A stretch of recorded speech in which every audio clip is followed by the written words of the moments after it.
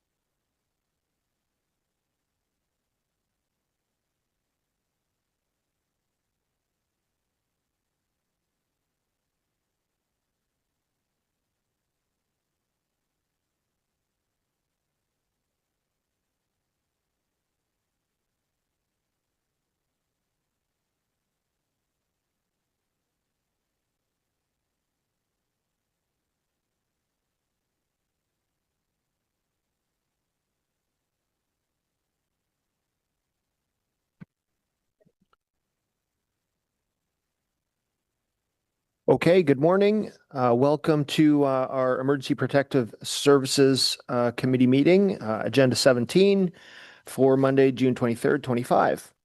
We'll start out with a land acknowledgement. The City of Ottawa is located on the unceded territory of the Algonquin and Anishinaabe First Nations people. They've been inhabitants and stewards of these lands for millennia, and we honor and recognize them. Are there any declarations of interest before we start the meeting? Hearing none, the confirmation of minutes from Thursday, April 17th, 2025. Are the minutes confirmed? Confirmed. Confirmed. Thank you. Response to an inquiry, 4.1, the parking bans and snow clearing. I do have some interest in this one, and I have heard some questions from some of my colleagues. So it would be my intent to hold this. We would need the 2/3 majority vote of all members to lift and discuss this item. Is this item carried for discussion? Carried. Lifted. Supported. Okay, so we will continue with this particular response to inquiry then. I'll just start out. The purpose of this, from my perspective, was to get a better appreciation of how we operate the parking ban process with bylaw during major snow events. And I know over the last winter, we saw one specific week where we had two major snow events. And I appreciate the response that we got back from that inquiry. I just wanted to take the time to ask a few questions, and I think a couple of my colleagues might have some as well. Before I get into the meat of my questions, though, I would just ask: is there any specific updates that bylaw wishes to raise to speak to this report at this time, or do you want to just move straight into questions? Thank you, Mr. Chair. I'm comfortable with moving to questions. Okay, thank you. Could you outline for committee the difference in how bylaw and road parking services deploy for snow clearing during or immediately after a snowstorm versus snow removal?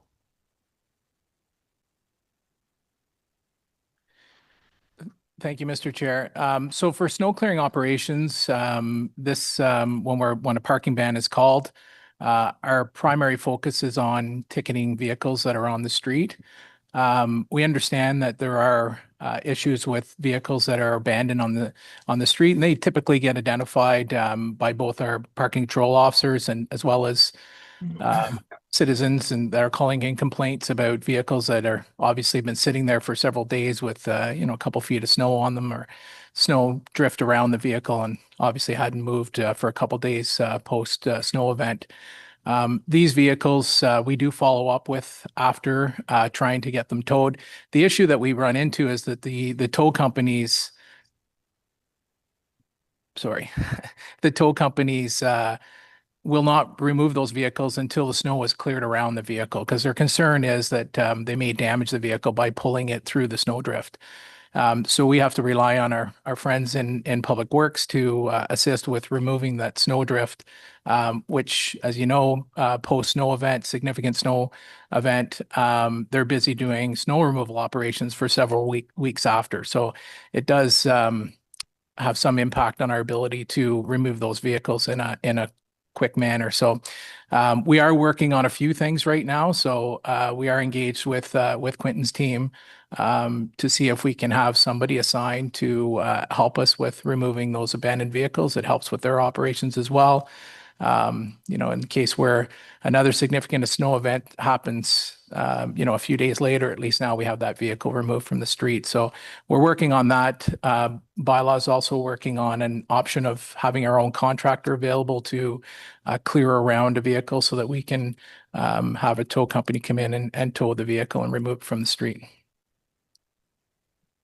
Thank you for that. Councillor Desroches? Yeah, thank you, Chair, Vice Chair. It's a strange day to be talking about snow, given the weather outside, but I'm pleased to see this inquiry. I have communicated this in the past, the concern about just the synchronization and timing of when bylaw will ticket a suburban community during the overnight ban, parking ban. I don't understand why, there can't be just a better synchronization between when bylaw goes out and when the plow actually comes by. So can you comment on that, Mr. Chapman, how we can do that? It's basically kind of a two-car parade here. So how do we coordinate that? Thank you, Mr. Chair. Thanks, Councillor, for the question. Yeah, this is it's a difficult question to answer. I mean, it's really Quinton's through Public Works. It's their delegated authority to call the parking ban. So when a parking ban is in effect, sometimes it's citywide. Sometimes it's he can call a ban in certain areas, wards. He has the ability to do that. So essentially, our direction comes from Quinton's team on where we deploy our resources to ticket the vehicles that are on the street during the ban.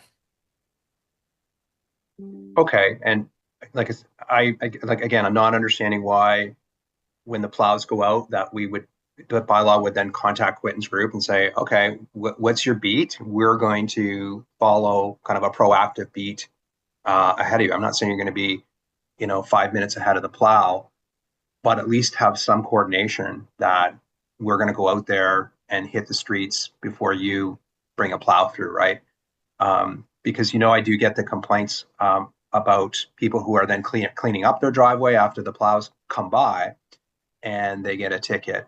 So these are ones that did not in any way impede a plow. They did not impede a plow. The ones that impeded the plow. The ones that impeded the plow have the windrow around them, right? So that's why I'm hoping there can just be better timing between bylaw going out and then the plows going out. Because the rationale that we often say to people, well, the plow may come back again, right? So that's why you're getting a ticket. We know full well that that's very unlikely that the plow is going to come back out in a matter of hours and that. So I just think I think I heard you say you're taking this away to look at sort of the coordination. We can always do better, but I will once again express my concern just about how that timing is handled right now. So I'll leave it there, Mr. Chair, and pass along those comments to bylaw as I have in the past. Thanks. Thank you, Councillor Drosh. Councillor Johnson. Thank you, Chair. So yeah, first of all, thanks so much for putting this inquiry forward. I think it was really helpful for residents who, feel frustrated that they don't believe that tickets are happening. We can see numbers, we can see revenue coming to the city. And it really describes the complexity of the different services working together in a major snow event. So I thought that was a really well-structured inquiry, and it helped me with my community and resident complaints that I'm getting. So thank you for that. I mean, not to, so, in my ward, we don't have a parking permit system. It is for conversation right now under the new comprehensive zoning bylaw that we may expand parking permit systems into some other areas. So we may find that there are more neighborhoods that have the permits. Has there ever been, I have two questions. So the first is, has there ever been a conversation about asking or removing the ability for those who have parking permits to remain in the road during a snow event, and encourage and ask them to, well, it's not asking, it's telling them to go park somewhere else to try and speed up the process through those downtown neighborhoods?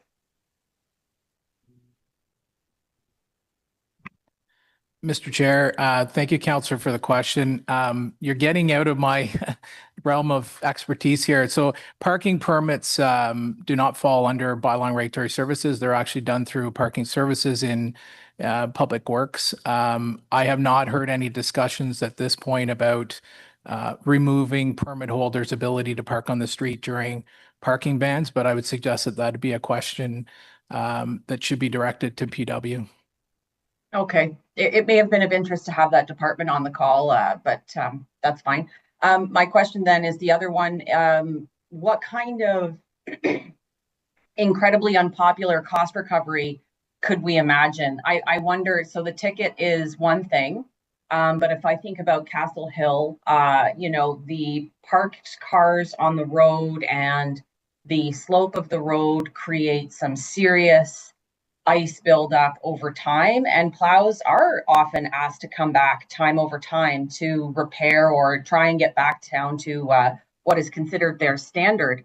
Have we ever thought about, you know, costing out the additional work that Public Works has to do when people are not complying with a parking ban, and trying to tack on some of those expenses to those that are not moving their cars when they need to?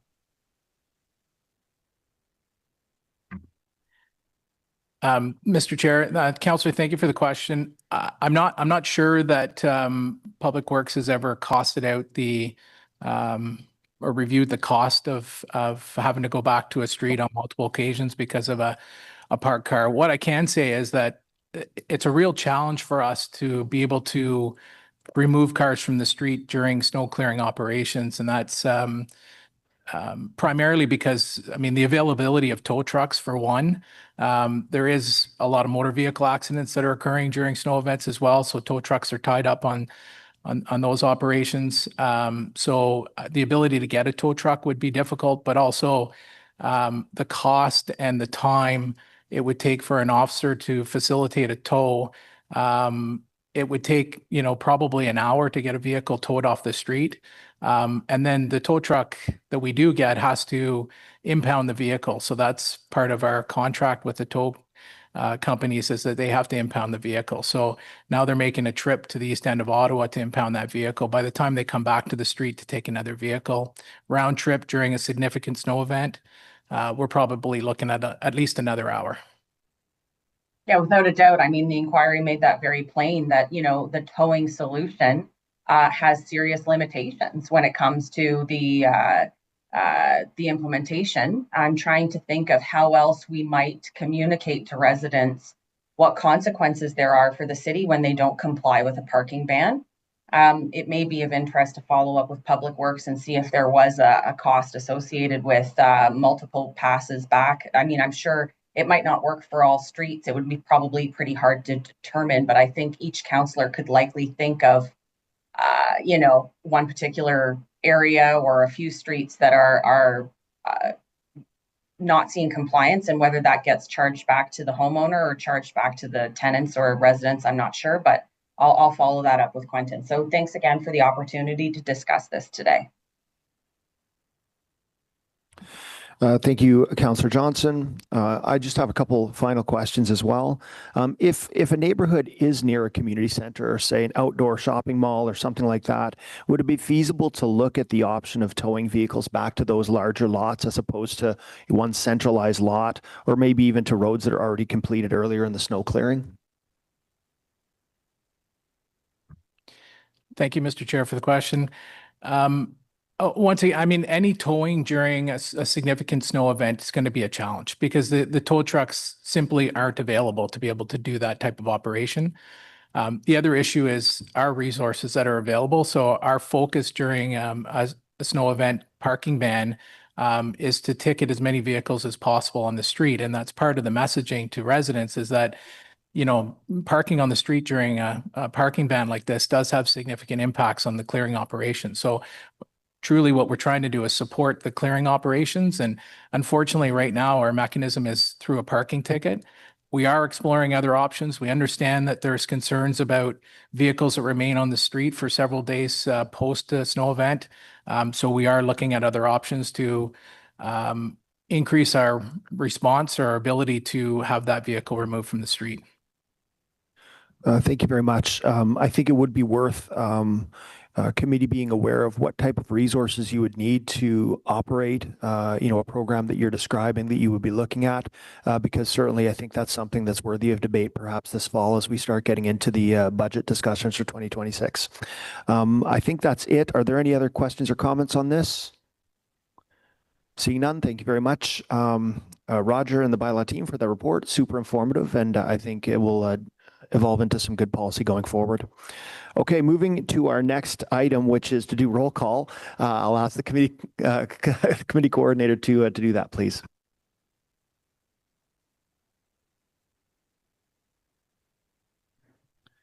Councillor Bradley, Here. Councillor Desroches,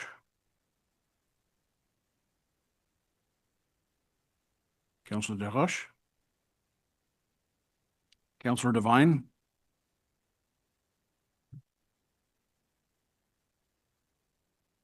Councillor Devine,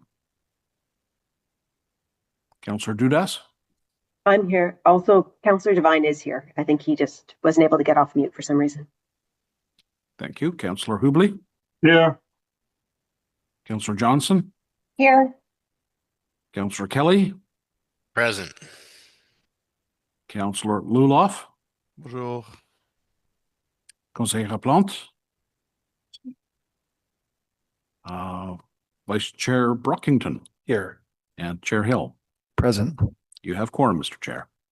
Thank you very much, Chris. Moving now to item 5.1, the Ottawa Paramedic Service 2024 Annual Report. We will receive a presentation on this item, and Mr. Pro, the floor is yours. Thank you, Mr. Chair. Merci, Monsieur le Président. I'm pleased to join you today to present both the Ottawa Paramedic Service 2024 Annual Report and the Bylaw Regulatory Services 2024 Annual Report. Je suis heureux de présenter aujourd'hui au comité les rapports annuels de 2024 du Service paramédic d'Ottawa et des services des règlements municipaux. Ces deux rapports soulignent des progrès importants et très encourageants. Before I speak to some of the key highlights from these reports, I want to take a moment to address an important and timely public safety matter. A heat warning has been issued by Environment and Climate Change Canada for the City of Ottawa. In response, our Office of Emergency Management escalated the city's status from normal operations to monitoring as of last Friday and continues to provide critical support. I want to thank the OEM team for their proactive work. I also encourage everyone to follow Ottawa Public Health's guidance on how best to stay cool, stay safe, and support vulnerable neighbors during this period of extreme heat. In addition, Ottawa Fire Services has issued an open-air fire ban that is now in effect across the city. All open-air fires are prohibited during the ban, including properties with an open-air fire permit. Many thanks to the OFS team, who are also out conducting wellness checks in priority areas during this heat warning. And I want to acknowledge and thank the entire Emergency and Protective Services team for their dedication over the weekend. Je tiens également à souligner et à remercier toute l'équipe des services de protection et d'urgence pour son dévouement au cours de la fin de semaine. Teams supported special events, including the Ottawa Jazz Festival and Escapade, and are now actively preparing for Canada Day. Turning to today's reports, both services achieved some notable milestones in 2024. For the first time in 4 years, the Ottawa Paramedic Service met or exceeded its response time standards across all CTAS levels and for sudden cardiac arrests. That is a significant accomplishment. For residents, this means faster, more reliable emergency medical response when it's needed most. Bylaw and Regulatory Services also saw measurable progress, meeting response time standards across all 3 priority levels, a clear improvement from previous years. This translates into faster, more consistent responses to urgent community issues, helping protect the quality of life in Ottawa's neighborhoods. These improvements are the result of strategic investments made by this committee and council and the ongoing efforts of our dedicated staff to implement smart and effective mitigation strategies. Ces améliorations sont le résultat d'investissements stratégiques réalisés par le comité et le conseil, ainsi que des efforts soutenus de notre personnel dévoué pour mettre en œuvre des stratégies intelligentes et efficaces. In short, we are seeing those efforts pay off, with real results for the people of Ottawa. Today's reports reflect the professionalism, adaptability, and service excellence that define emergency and protective services. I am proud of the progress and sincerely thankful to the teams that made it possible. Je cède maintenant la parole au chef Pierre Poirier du Service paramédic d'Ottawa qui présentera une mise en jour sur le rapport annuel de 2024 du service. Over to Chief Pierre Poirier to provide an update on the Paramedic Services 2024 Annual Report. Over to you, Chief. Good morning, Chair and councillors. It's my pleasure to bring forward our annual report. And as General Manager Pearl mentioned, it truly is a good news report on the excellent work that's taken place over the past year. I'm also joined by Manon Laverne, who is our Deputy Chief of Patient and Regulatory Services, who will also be presenting with me today. Next slide, please.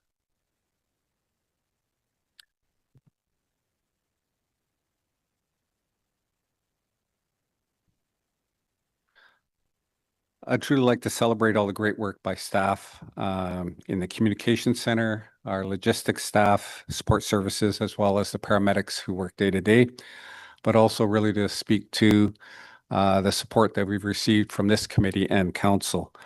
Nous voulons célébrer tous les efforts du personnel à l'échelle de nos services. Le centre de répartition, la logistique, les services de soutien, l'équipe administrative et les paramédics. Ils sont un groupe dévoué. Ce rapport présente l'excellent travail qu'ils réalisent. Next slide. Just as an overview, we are unique in the city in many respects, but of note, the service, the Ottawa Paramedic Service is 50% funded by the province and the city. Our dispatch center, the Central Ambulance Communication Center, is 100% funded by the government of Ontario, and we administer dispatch services for Eastern Ontario to the Quebec border, Cornwall, and down towards Winchester. Of note, our budget is approximately $60 million from the city and $80 million from the province. Next slide, please. It may seem strange that our incident volume has gone down. This is unique events to which we attend. And that is an objective for our service, is actually to reduce the number of calls that we have, number of incidents. It's an important indicator of our ability to provide service to our community. We've always recognized for several years that the best care that a patient can receive is not necessarily in the emergency department. So our objective here has been to reduce the number of calls and then also reduce the number of transports. So first and foremost, we were able to reduce by 4% the number of incidents to which we responded, which is absolutely a good news story. Next slide, please. Incumbent upon us is the benchmarks by which we have to report to the province. In the early 2010s, the province required us to report on what they call the Canadian Triage Acuity Scale. And there's benchmarks that are set both by the council and also by the province. In 2024, we were able to achieve all of those benchmarks. If we go back a couple of years, in 2022, we had very much great difficulty achieving those benchmarks. Through support from council and through the efforts of staff and through our efforts to change the way we do business, we've been able to achieve our goals in the last year. We still believe there's work to do and that we can still improve upon these numbers. But of note, cardiac arrest, we're able to meet the goal. And the most serious life-threatening patients, we're also able to meet the goal of 75% an 8-minute response. Once again, a good news story.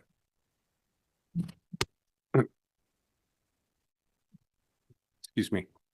Another part of the story, next slide, please, is the communication center. Unfortunately, our benchmarks here are not as impressive, but what's happened is that last year in April of 2024, we implemented a new dispatch triage system, the medical priority dispatch system.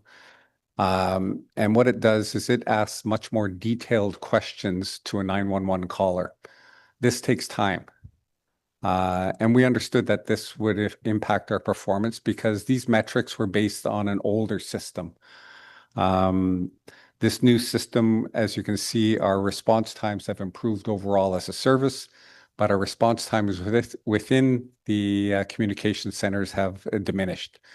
We have a business case forward to the province presently to ask for more staffing, but we also have made requests to the province, and we've advocated to adjust these performance measures so that they're more reflective of the positive work that we're doing in our community.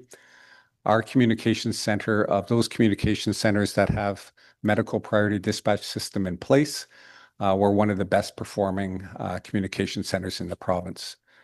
Next slide, please.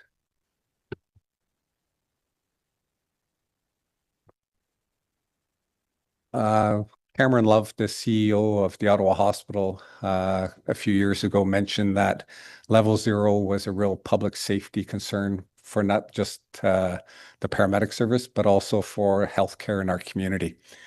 You can see that we've had a significant decrease in the number of minutes that we're at level 0. It's been an incredible journey. 11,000 minutes is still too many. We've brought that down by almost 80%.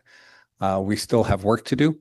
We're committed to getting that number to 0. And that really is our objective, is that there should never be a time when a paramedic is not available to respond to those in need in our community. Next slide, please. Mano.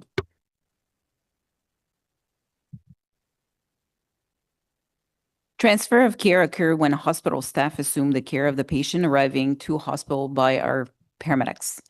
Lorsque le personnel hospitalier est incapable de prendre en charge le patient, cela crée ce que l'on appelle le délai de déchargement. Comme vous pouvez le voir sur cette diapositive, transfer of care has improved since the previous year, but we're still not meeting the performance target of 30 minutes.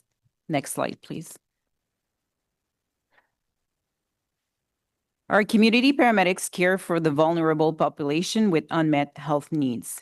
Ils réduisent la pression sur les services d'urgence ainsi que sur le système de santé, tout en améliorant les soins pour les résidents vulnérables. Le programme étendu de paramédics communautaires en soins de longue durée is treating patients in long-term care home with an expanding scope and diagnostic tools. It is not only impacting the patient, but also their families, and helps progress the paramedic service from a transportation service to an integrated care model service. De plus, ce programme réduit l'impact sur le système de 911 de plus de 25%. Next slide, please. The wellness clinics are shown that the community paramedics continue to innovate to fix gap in the healthcare system. The feedback from the community has been overwhelmingly positive. Des milliers de résidents sont sans attache dans la communauté. Wellness clinic occurs in community housing building, removing barriers to accessing healthcare, and in many cases, it is the only access to care these residents have, as many do not have primary care physician. Les paramédics communautaires orientent plus de 50% de leurs clients vers des soins de suivi, réduisant ainsi la pression, encore une fois, sur le système 911. Next slide. The Surgical Transition Remote Care Monitoring program is an award-winning program that increases capacity and flow in the healthcare system. Les patients ont leur congé plus rapidement après une chirurgie sélectionnée, libérant ainsi de l'espace pour le prochain patient en attente d'une chirurgie. Our community paramedics care for those discharged patients in their own home. Ce programme a démontré une réduction de retour de patients aux urgences passant de 40% à 6%. This program has demonstrated a reduction of patients returning to the emergency room for complication from 40% to 6%. Next slide. Manon had described several programs that contribute positively to that reduction in incidence. Our objective is that where needed, we are absolutely willing to take people to the hospital. But where it's not required, we're looking for alternatives to provide that care in the community. And many of us know that the best place to receive care is in your own home or your own residence. We also have several other programs There's over 800 staff in the Ottawa Paramedic Service, 600 paramedics, 100 people in the communication center. And we have several unique services that we provide that are part of public safety, but also maintaining the healthcare in our community. The Paramedic Support Unit, last year they responded to or contributed to the safety of demonstrations in over 200 events last year, contributing positively to the safety of those events. And that's an important piece for our community. And often those individuals that we cared for at those events were not transported to hospital. Next slide, please. We also have a marine unit. I think on over 70 events that they were in the water, in the waterways in our community, providing education, but also promoting safety on the waterways. We do this in concert and cooperation with the police service and with Ottawa Fire Services. It's about building community and supporting our community amongst the first responder community. Next slide, please. Paramedic Tactical Unit. Over 600 deployments last year. They're a regular part of our day, an important piece to the safety and security of our community. Just a small little anecdote. When King Charles was here recently, during the VIP event, when he was speaking, there was a medical emergency that took place. Our paramedics were on site. Paramedics of the tactical unit were there. They were able to provide care. They were able to quietly, seamlessly, without anyone noticing, take care of that individual. And that's part of the safety and security that we provide to these events. The tactical paramedics are highly trained individuals who are also work in concert with the Royal Canadian Mounted Police and with Ottawa Police Services. They're part of the safety of the police officers, of the respondents, but also providing that safety to our community. Next slide, please. The last group I'd like to mention is our bike unit. Often in large gatherings, the mobility of a vehicle is significantly limited, and we have a paramedic on a bike unit. Of note, Tamarack Weekend, 9 Run Run, Canada Day, you'll see several paramedics on bicycles. They're able to provide the suite of care that we're able to provide in the community. It's an important addition to our service to the community, once again, to provide safety and to provide that care when and where it's needed. Last slide, please. And in sum, j'aimerais souligner la contribution de tout le personnel de notre service et qu'on contribue à la bien-être à la communauté. That all the individuals in our service contribute to the health of our community. We're proud to serve our community. And I hope, and this report reflects the good work of all of those individuals, and of particular note, the support that we've received both from this committee and from council. Merci. Thank you very much, Chief, and thanks for all the good work that led to the positive news in this report. I believe at this time, Councillor Kelly has a motion that he wishes to introduce. Thank you very much, Mr. Chair. Whereas the Ottawa Paramedic Service has demonstrated measurable improvements in performance supported by Council's investments in hiring additional paramedics, purchasing new vehicles, and implementing a new dispatch system, and whereas Ottawa's aging and growing population combined with persistent pressures on the healthcare system has resulted in increasing demand for service, and whereas the service has achieved a significant reduction in level 0 occurrences, periods where no ambulances are available for dispatch, along with improved response times for the most critical patients.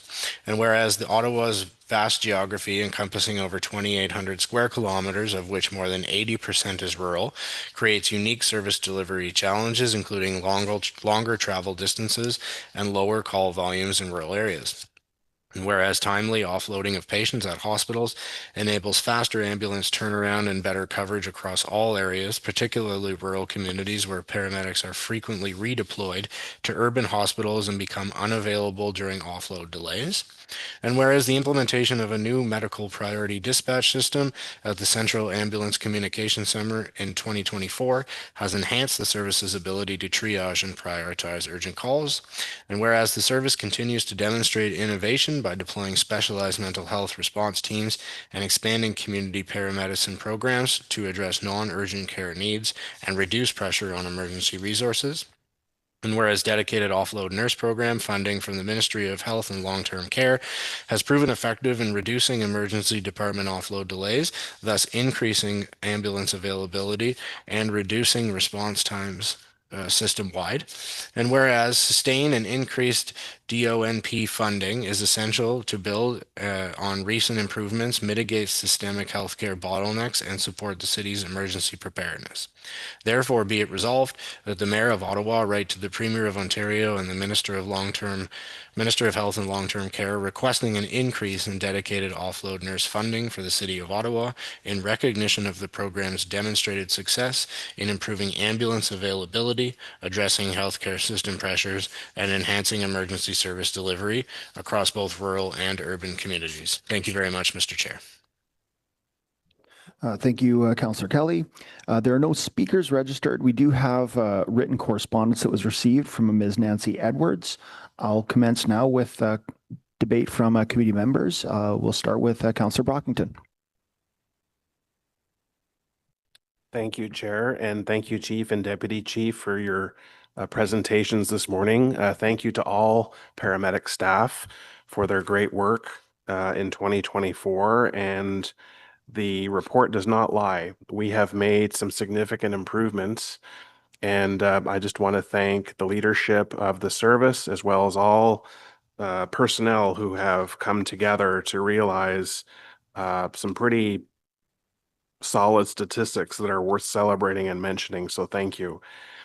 I really only have two questions that I wanted to focus on, and one was with respect to the rural response times, page 21 of the report, in comparison to the non-urban response times. They are the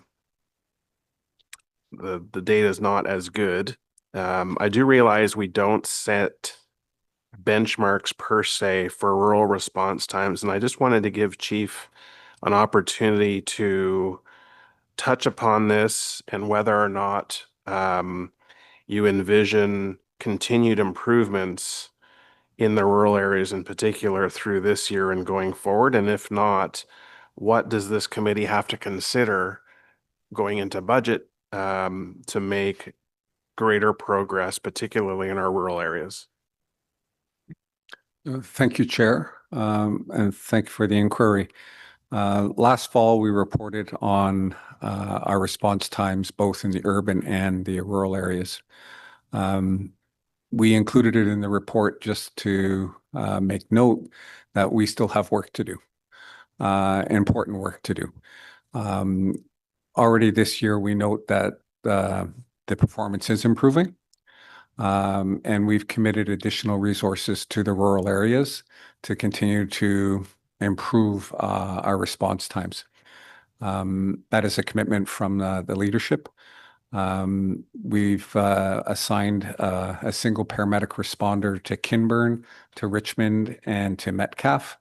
That started in February of this year, and that was in recognition that we have to do better on this file. So with the ongoing investments that we've received from committee and council, we expect to be able to report on improving these kind of benchmarks. Thank you. Thank you, Chief. And the other was just regarding the offload delays in the hospital. I know Councillor Kelly's motion touches upon this a little bit, but what are the reasons that you're aware of for the improved offload delay times? Every hospital has improved. They're not all governed by the same corporation.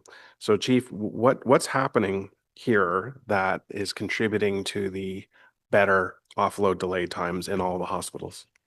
Thank you through the chair. Offload delay for many years was deemed to be intractable.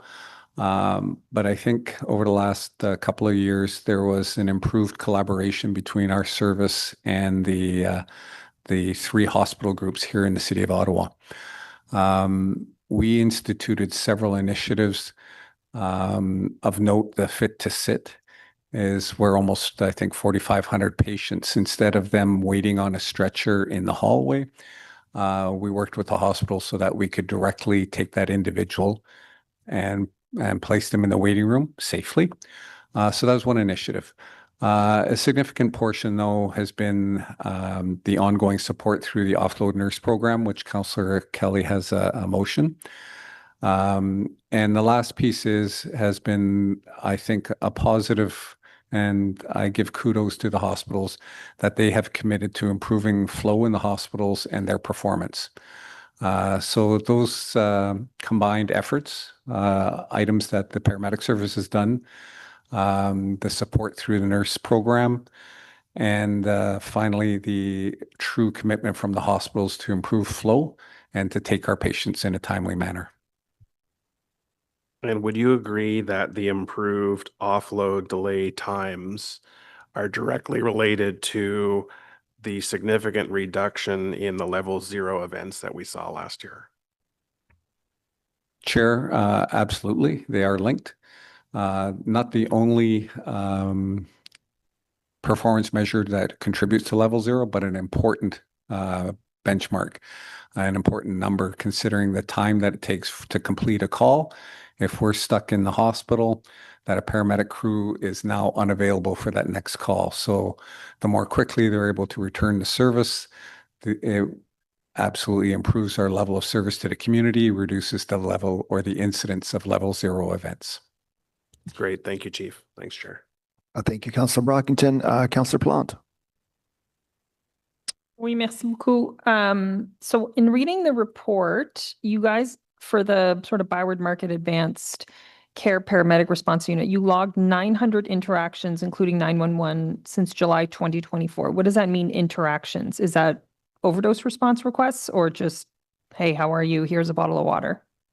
It includes all events. So it would include the talking with an individual, includes providing water, also providing naloxone where required, as in maybe just providing it to an individual, and responding to calls in the community.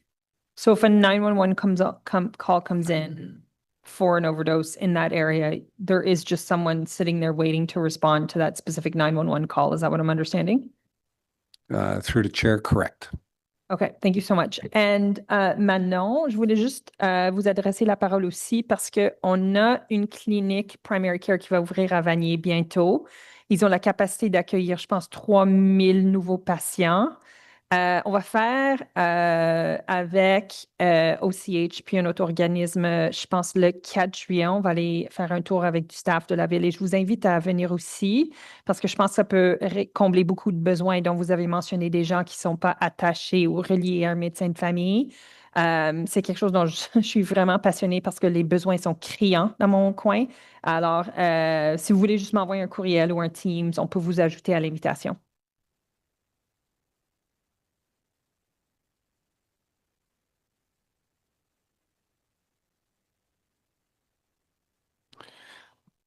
Thank you, Councillor Plante. Councillor Kelly. I believe Councillor Kavanaugh is ahead of me if she wants to go before me. That's all right. We'll start with committee members and then Councillor Kavanaugh. Sounds good. Thank you, Mr. Chair. First of all, thank you to Mr. Pro and Mr. Poirier for your dedicated work on this file. I know it's been a tough one, and it's certainly been an important one for me, and I know for you guys as well. And so seeing the improvements here is fantastic. And I know that when we sat down, I guess it was about this time last year, and over the following months to discuss rural response times based on the reporting that came out last year, we discussed the fact that, or the idea that perhaps when it comes to response times and that prescribed amount of time for the different levels of emergency, that maybe what is appropriate in an urban or a suburban area may not be an appropriate response time or a realistic response time in a rural area. And so I thought that was a very valid point, but that's kind of where our conversation stopped on that, was just the recognition that perhaps those two numbers don't need to be the same. Has there been any further thought put into what would constitute a very reasonable response time for like a level 1 emergency in the rural area? Or has there been any analysis done on other rural areas in Ontario on what they feel are the goals in terms of response time? Thank you for the question. Through the chair. There are various communities across the province that have established unique response time measures for their community. And our committee and council has the ability to revisit those. And that is something that we do envision. In particularly since the addition of the new dispatch software and medical priority dispatch system, that I think it does behoove us to look once again at our response time measures, and also to consider what would be reasonable response time measures for our rural communities. Absolutely willing to undertake that work. We've already started discussions internally on how we could do that. We do have the capacity to look at our response times distinctly, as we did last fall. So I think it is important for us to have that discussion and to continue the discussion in a positive way. The last piece on that issue is that we have taken a look at other communities, Renfrew, Lanark, Prescott Russell, our neighboring communities, and SDNG, and looked at their response time measures. And I think there's a good discussion that could be had about how we can look at this in a very positive light. So thank you for the question. Thank you very much for the answer. And that's my final question. And I just want to, or my only question, I just want to once again thank everyone involved who's dedicated time into improving these response times across the city, and in particular for me in rural areas. Many of you will know that one of the driving forces for me to put my name on the ballot and run for city council was to affect some change in this regard. And it's obvious that good work has gone into this, that improvements have been made, and that's not just data. I look out the window of the office that I'm in and regularly see an ambulance leaving from this central location in Ward 5. Not only that, I see sometimes paramedic vehicles and an ambulance sitting there at the same time. So the data, it's not just data that shows that, it's also real observations from rural residents, and for sure I can tell you that we've seen improvements out here. So I would urge everyone to support this motion that staff did wonderful work on, basically just allowed me to move it, so thank you. And we can continue that amazing progress that we've made, but there is still work to do, and I believe this motion will help us improve that. So thank you very much for your work on this. Thank you, Mr. Chair. Thank you, Councillor Kelly. Councillor Kavanaugh. Thank you. Thank you, Pierre, for the report. And this is an opportunity to give a big thank you to all the work of your team, particularly in the wellness clinics. I just want to say what a success they are and how important they are, especially in the Ottawa community housing buildings. We're really seeing a difference, particularly because primary care is not available for many of these residents, and this is filling a big gap just to have some basics done. So I want to know if we're asking for more funding. Maybe this is a general question for our city manager, but if we're looking at asking for more funding until the whole scene improves to get more primary care, we don't have enough doctors out there, and our paramedics are filling a big gap. And by the way, the clinics also at places like the Carlingwood Library have been a huge success. And I want to thank the team so much for all their work. But are we putting in more requests to fund these programs? Through the chair, thank you, Councillor. The reason that we included this in our presentation was really to highlight exactly what you're speaking about, Councillor. That the clinics are an important piece to support our community with a recognition that primary care is insufficient in our community. And we believe we can fill the gap. Specifically to your inquiry regarding money, we received somewhere in the neighborhood of $5 million for our community paramedic programs. Those are principally on a grant basis, a year-to-year basis. We expect that some of those grants will turn into program funding. The ministry has been very supportive, and we have a high expectation that will occur for some of those programs this year. Lastly, with respect to community housing, we're in discussion with Ottawa Community Housing to expand programs, particularly of note in the MacArthur area, but also to look at other programs that in support of where we can be of benefit to our community. So more recently, I think Councillor Plante mentioned a program on Montreal Road that is led by nurse practitioners. We're excited to be part of that because we believe that we can also contribute to the health and to the safety of our community. Thank you, Mr. Chair. Thank you. And I also appreciate the partnership with the Community Health Center. In my case, it's Pinecrest Queensway. So because that brings in a doctor and a nurse practitioner in partnership. So that has been well received. And this is particularly important for older adults and in buildings that are identified as naturally occurring retirement communities. That's been very helpful, but also just in the broader communities. So again, thank you very much. This is funding that we should all be making sure that continues. And I'm glad to hear that they're looking at it, changing it from a grant to actually a program. It's to their benefit. They actually save money. We know that. We know that they'll save money by not having people at the emergency ward.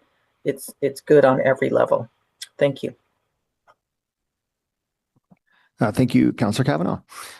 So I see no other hands up for questions. With regard to the Kelly motion, is this carried? Carried. Carried. Carried. Thank you very much. And the report recommendation that the Emergency Preparedness and Protective Services Committee recommend Council receive this report for information. Is this carried? Carried. Carried. Carried. Thank you. We move now to item 5.2, the Bylaw and Regulatory Services 2024 Annual Report. We will also receive a presentation on this item. Mr. Pro. Thank you very much, Chair. So I'll just wait for my colleagues from Bylaw to join me here at the table. But as I mentioned in my earlier comments, the highlight for Bylaw's 2024 annual report is, we're meeting our service standards across the three priority levels. So just a reminder in bylaws, there are three priority levels. Priority 1 is the highest or most urgent type of call. And then we have priority 2 and priority 3s. In 2023, we fell just short of meeting our priority 3 calls, but in 2024, we're now meeting those priority 3 calls. And in the 2025 budget, there was also some key investments that council approved. So we're hopefully going to build on the momentum of our 2024 results into this year as well. So I'll hand it over to Director Chapman next to me. And we also have Jake Gravel joining us this morning as well. And he's our Associate Director for Bylaw and Regulatory Services. So over to you, Roger. Thank you, Ryan. I'd like to start with first thanking committee for the opportunity to present our 2024 annual report. I'd also like to introduce a couple of our executive team members. I know there's some new faces on our team, so I thought this would be a good opportunity to do some introductions. So as Ryan mentioned, I have Jake Gravel to my left is the Associate Director. We have Tanya McCumber, who's Program Manager of Licensing. We have Kayla Woods, who's a Program Manager of Bylaw Enforcement. Mirka Karami, Program Manager of Automated Speed Enforcement. We have Miriam Smith, who's the Program Manager of Property Standards and Zoning. We have Michael Lalonde, who's Program Manager of Parking. Christine Hartig, Program Manager of Operational Support. We have Alison Stewart, who's the Issues Management Specialist. And we have Jonathan Walden, also with us here today, who's our Public Information Officer. Before we get started, I'd also like to take the opportunity to thank Jenna Smith and Natasha Kavanaugh in the GM's office for their assistance and help in the development of this report. Next slide, please. Bylaw and Regulatory Services is comprised of 222 full-time equivalents and is responsible for the enforcement and administration of more than 50 municipal bylaws as well as provincial acts within the boundaries of the City of Ottawa. BLRS operates 144 hours per week on a near 24-hour service model and strives to provide a level of service that meets the expectations of residents and visitors to Ottawa. On an annual basis, BLRS handles approximately 100,000 service requests. In addition to its normal day-to-day operations, BLRS provides enforcement support to its city partners, which includes Infrastructure and Water Services Department, Recreation, Culture, and Facility Services Department, Office of Emergency Management, and Ottawa Public Health, just to mention a few. Next slide, please. Bylaw and Regulatory Services is organized into 5 branches and the Director's Office. The 5 branches are Bylaw Enforcement Services Branch, Licensing Administration and Enforcement Branch, Operational Support and Regulatory Services Branch, Parking Enforcement and Logistics Branch, and Automated Enforcement Services Branch. Jake. Let's start with next slide, please. Next slide. À un niveau plus détaillé, la direction de l'application des règlements municipaux est responsable de l'application générale des règlements, incluant les contrôles et les soins des animaux, le bruit, les parcs et les installations, les normes de biens-fonds et le zonage, et aussi chargé de l'application du règlement relatif aux biens vacants et l'administration de régime des permis. La direction de l'administration des permis et de l'application des règlements relatifs aux permis est responsable d'application de règlements sur la délivrance des permis, du règlement sur la location des véhicules qui s'applique aux taxis, limousines et sociétés de transport privés, les règlements provinciaux et municipaux sur l'interdiction de fumée et l'administration des programmes d'ambassadeurs des entreprises, des loteries, pour le compte de la province et la délivrance des permis de location à court terme. La direction de soutien organisationnel des services de règlement est responsable de soutien et programmes de la coordination, de la formation, des services, des répartitions et de la supervision de la clinique de stérilisation. La direction de l'application des règlements sur le stationnement et de la logistique est responsable de l'acquisition et de l'application des règlements sur le stationnement dans l'ensemble de la ville.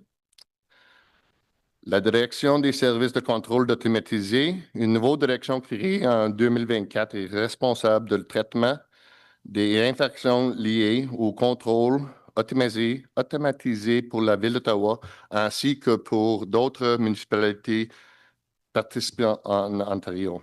Enfin, le bureau des directeurs est responsable de la prise et décision de la planification stratégique. Il agit à titre expert en la maître de la courtière principale de l'information pour les services de la municipaux. Next slide, please. En plus de soutenir notre partenaire de la Ville d'Ottawa au service des règlements municipaux, nous sommes fiers d'être un chef de file en Ontario dans l'application de les règlements municipaux. Nous assumons présentement de nombreuses responsabilités uniques que beaucoup d'autres administrations municipales en Ontario ne musent pas, notamment l'application de la loi favorisant une Ontario sans fumée, l'application de règlements sur le bruit, l'engagement et sensibilisation de public auquel est affecté une agent d'information publique, l'intervention d'urgence après des grands mammifères sauvages.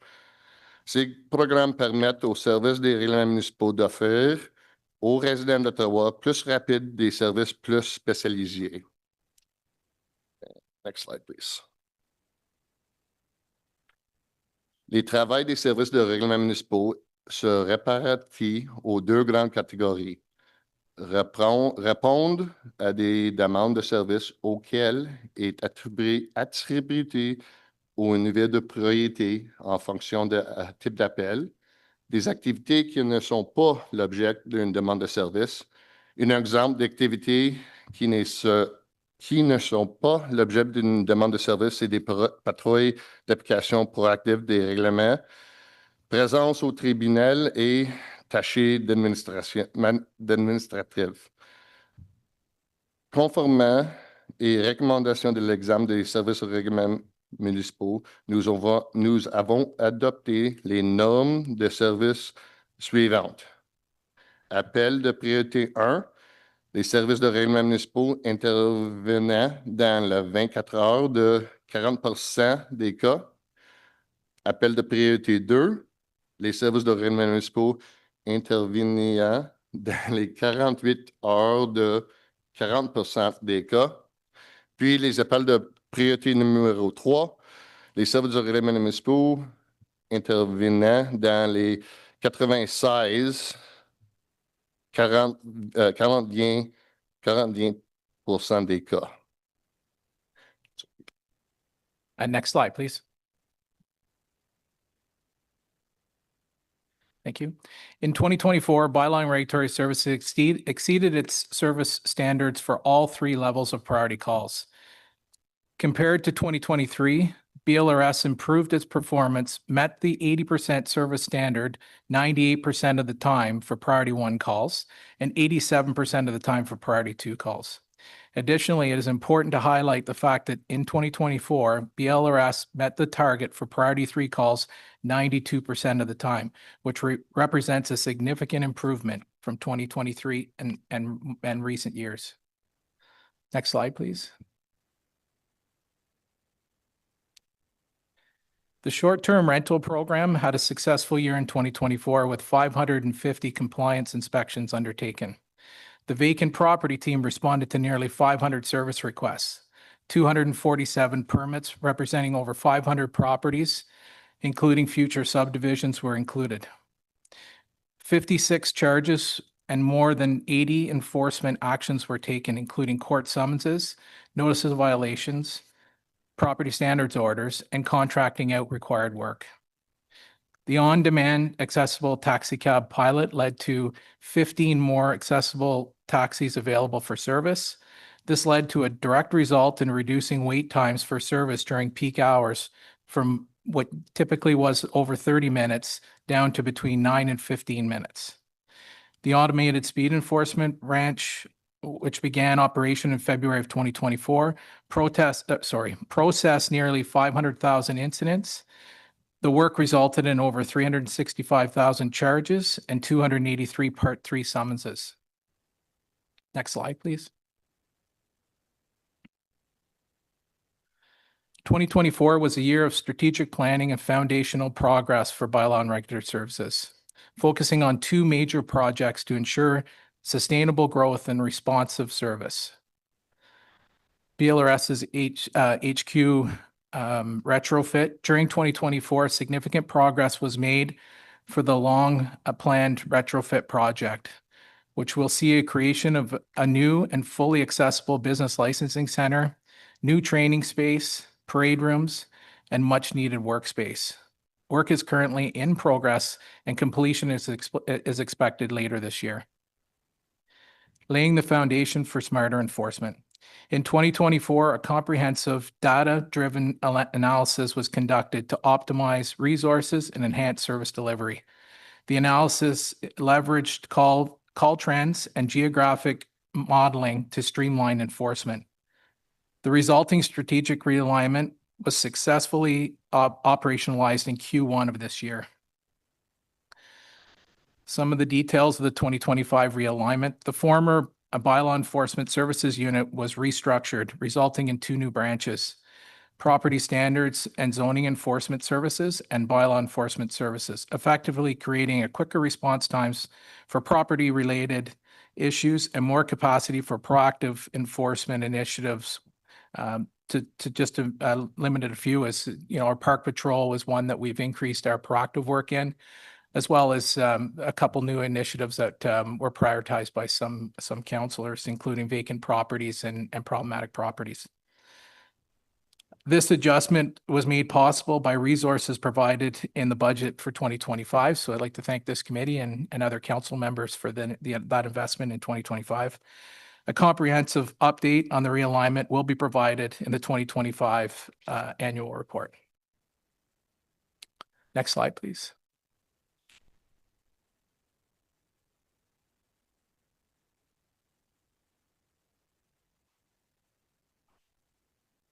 Should have one more slide. No. Okay, sorry. All right.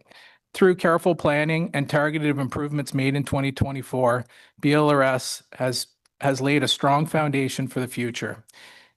The HQ retrofit will provide the necessary infrastructure to meet our growing needs, while the data-driven enforcement realignment is anticipated to ensure smarter, more efficient service delivery. These initiatives position BLRS for long-term success, supporting both operational excellence and sustainable expansion into 2025. Thank you. Thank you very much, Mr. Chapman. I believe that Councillor Brockington has a motion that he wishes to introduce at this time. Thank you, Chair. Yes, I do, and I'm very proud and happy to move this motion in line with the annual report that we've just received. And this is to establish a Bylaw and Regulatory Services Appreciation Day. Whereas Bylaw and Regulatory Services staff play a vital role in maintaining quality of life for residents across our city, and whereas Bylaw and Regulatory Service serves residents, businesses, and visitors through education, administration, and enforcement of regulations that address public health and safety, nuisance control, and consumer protection, whereas Bylaw and Regulatory Services contributes to the orderly functioning of our city through the enforcement of local regulations related to noise, property standards, animal care and control, parking, business licensing, public spaces, and much more. Whereas Bylaw and Regulatory Service supports public safety and quality of life alongside other essential services, often responding to urgent matters and collaborating with police, fire, paramedics, and emergency management personnel.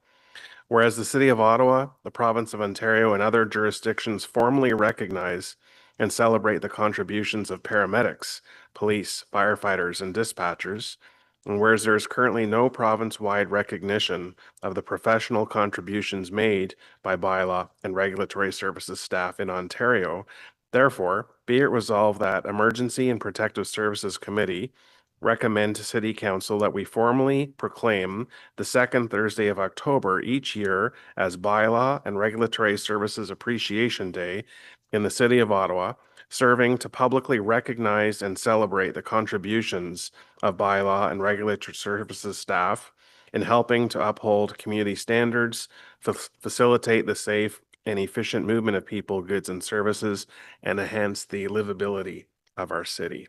Thank you, Chair. Thank you very much, Councillor Brockington. I believe that we have one speaker that is registered to speak on this item, Mr. Simon Gardner.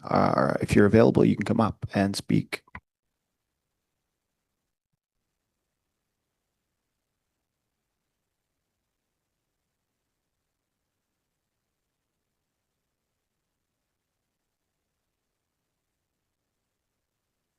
You can simply depress the button there. Yes, you have 5 minutes. Thank you. Okay. Thank you very much. Very nice to be here. I didn't come to complain about anything. In fact, in the spirit of Councillor Brockington's motion, I have actually some accolades to dispense to bylaw and the Ottawa Police, actually. However, I do want to get something on the record regards the short-term rental bylaw. And I'm doing this simply to get it on the record because I think I'm aware that, there are corporate interests that may try to change, laws in the future. In any event, back in the fall of 2023, I became aware of the bylaw. I live in a what could be described as a fairly high-end neighborhood, Canada Lakes. We have an enviably low crime rate there. I have a townhouse that is part of a three they're all joined together, the three of them. Everything was great until my neighbor decided that he wanted to move his young family to a larger place. I mean, I have no complaints about him. Great guy. And he announced that he was looking at a short-term rental for the townhouse right next to me. Again, Airbnbs were not on my radar. I have stayed in them for a while, but it was not an issue. And, in a couple of weeks, the townhouse welcomed its first tenants who happened to be a criminal break-and-enter gang from Toronto that were plaguing the neighborhoods in Barrhaven by smash and grab break-ins. The Ottawa Police put out a news release with a picture of the vehicle the suspects were driving. I didn't know any of this at the time, obviously. All I knew is that there was three men who did not appear to be a family of any sort, who were smoking a lot of marijuana on the balcony. No big deal, I suppose. I actually decided to welcome them to the neighborhood. When I went out to do that, I noticed they were trying to put that black full-size pickup truck into a very small garage, which we have in that complex. There was no snow on the ground, so I thought that was a bit suspicious. Couple of hours later, I happened to be driving around. I heard the news broadcast that the police were looking for any information on, suspects driving a black pickup truck who were doing these break-ins in the Barrhaven area.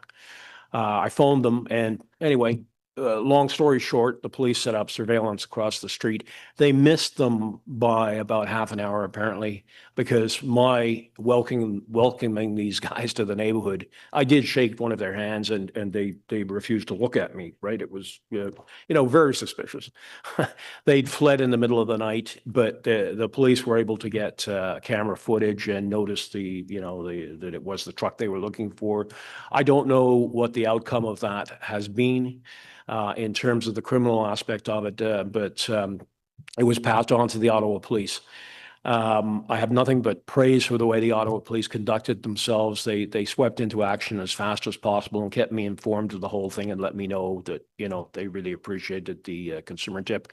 In terms of bylaw, I then phoned them, and I have nothing but praise for them as well, because an investigator was assigned and did many, many hours of work staking out the actual residence of the owner of the illegal, as it turned out, Airbnb that was set up right beside me. And that was resolved satisfactorily. And, so that, I suppose, is the end of the story. I just wanted to tell this story, though, because I think it demonstrates that if these short-term rentals can, affect the neighborhood greatly. And the very first tenants that showed up in this one turned out to be, like I said, a gang that was doing serious damage to people in the Barrhaven area and other areas. Thank you very much for your delegation, Mr. Gardner. And you have a question from Councillor Plante. Hi, thanks so much. Thank you for being here. So, sorry, did this happen in Canada or Barrhaven? I live in Canada North. The break-ins that the police were concerned about were happening in Barrhaven. And they are related to the okay, Canada location. The way it worked is the police were going crazy trying to find these guys. They had stakeouts going on in hotels in the Ottawa airport area, because they assumed, I think, that they were flying in, staying at motels or something like this, and then going to Barrhaven because it was close. They never dreamed that this gang would be in Canada. Okay. But obviously it was a convenient route because they were in Canada and they just go down the 416, do the smash and grabs and then boot it back. And that's why they were trying to hide the pickup truck. So, it was another good thing because it gave the police something to think about because they'd spent a lot of person hours staking out, like I say, motels in and around the Barrhaven area, airport area, which obviously was nowhere near. Again, a good lesson, I suppose, about why, these so-called illegal Airbnbs, ghost hotels, whatever you want to say, can be the cause of crime in, areas wherever. Yeah. Okay. So just a bit of a primer. So, as you know, I have a lot of interesting things happening in Rideau Vanier all the time. So my understanding from speaking with law enforcement and OPP and police, et cetera, is that in the suburbs is where a lot of the stash houses are. And then they sell mainly, not always, but often downtown. And then they re-up in the suburbs where, again, a lot of the stash houses are. So stash houses? Yeah, that's like their place where a lot of the drugs are dropped off and they kind of, sometimes they're Canada, Barrhaven, wherever. So I actually agree with you with your concerns about the Airbnbs. They're supposed to be licensed. We actually have a situation in my ward right now where legitimate remember old school bed and breakfasts are being conflated with Airbnbs. And anyway, it's a whole situation. So I would encourage you also, there was a really wonderful article in the Globe and Mail this weekend about Airbnbs in major cities across Europe and United States and some of the efforts they're trying to do either to ban them completely or stricter regulations on them because they are being used as fronts for money laundering and all kinds of interesting things, which we obviously don't want to import here in our nation's capital. We want, it to be, it's to be a legitimate business and not a way for people to hide crimes and money related to crime. So if ever you want to reach out about this issue, I have a lot of Airbnbs in my ward, British Columbia. If I'm not mistaken, Valérie, correct me if I'm wrong, they're going to be banning them, right? Outright, if I'm not mistaken? Mr. Chair, I have to admit, Councillor, I was not aware of that, but it's certainly something we can look into. Yeah, I have to look it up, but I believe it was a promise either by the EB government in their recent provincial election, but they are looking into it. And every time an Airbnb is sold back to the community, that's another housing unit, right? So it's a way to help with our housing crisis when we do that. So happy to reach out and chat with you anytime and we can do a bit of a deeper dive. But I did want to thank you for your vigilance about this and being a good neighbor because we need more good neighbors out there. Thank you. Yeah, one additional thing I might want to mention is the neighbor, again, who owns the place. I'm a friend of his, actually.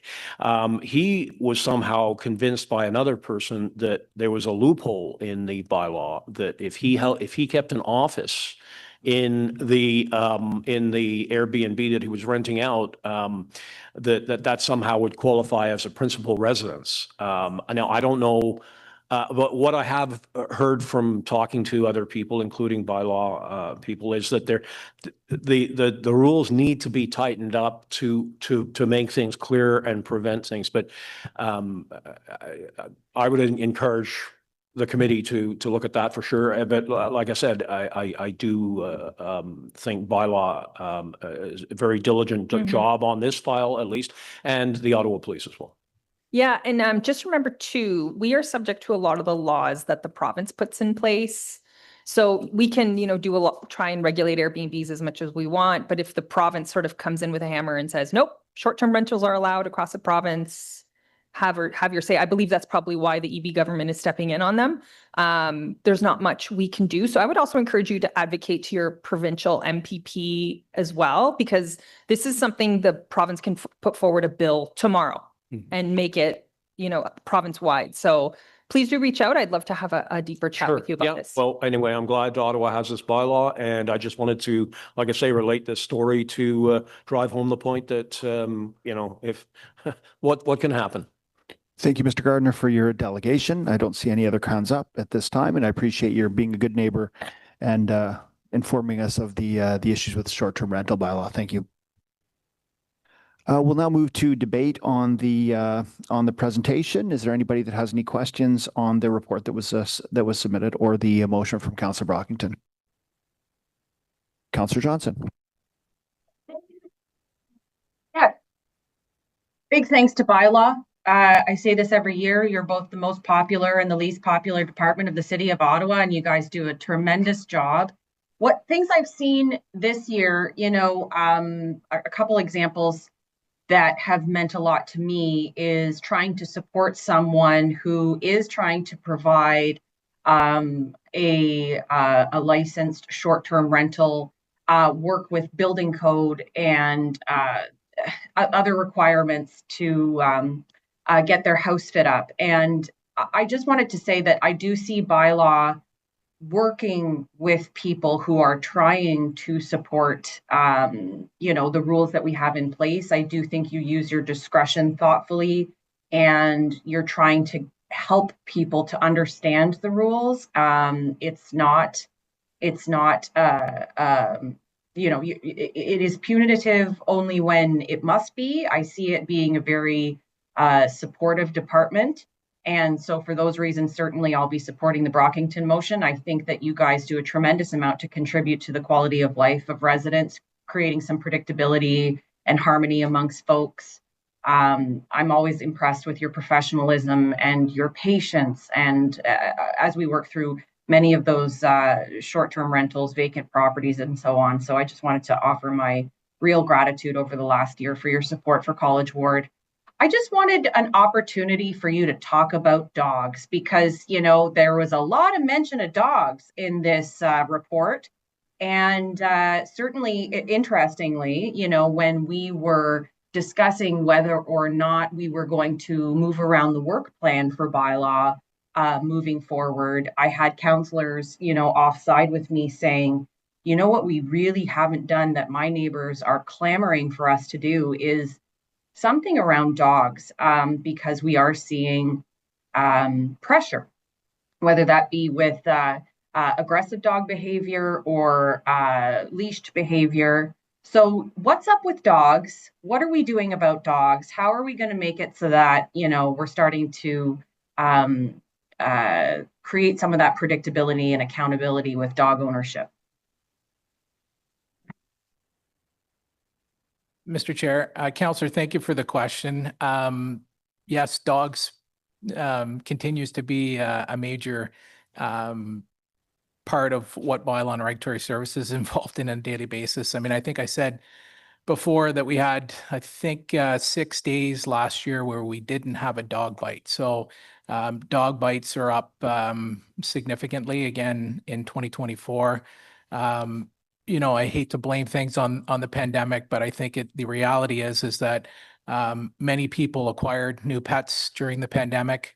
They were unable to get proper training for their pets because training facilities were mandated to be closed during parts of the pandemic. Socializing the dogs were difficult because some you weren't able to to meet with friends and have people in your home. And so it's a difficult situation for a young puppy to adopt. So I think we're just seeing some of those issues that are raising now are because of the lack of socializing their animal and lack of training and the early development of that pet. So yes, we continue to do what we can through education. We have our pretty robust summer student program where you'll see our summer students in the parks on a regular basis. Again, it's not all about enforcement. It's, most of what the summer students are doing is about public education. We've taken on an initiative this year where we're doing proactive checks in the parks on signage. So we want to ensure that it's clearly visible where dogs are permitted to be off leash and where they must be on leash.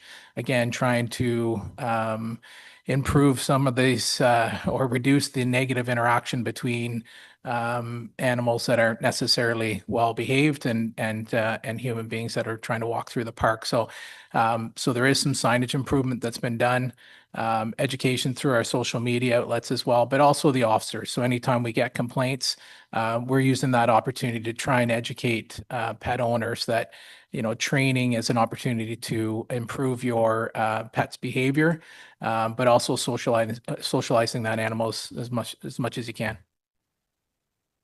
Thank you. And I see my colleagues are on, so I'll just ask a question pertinent to College Ward.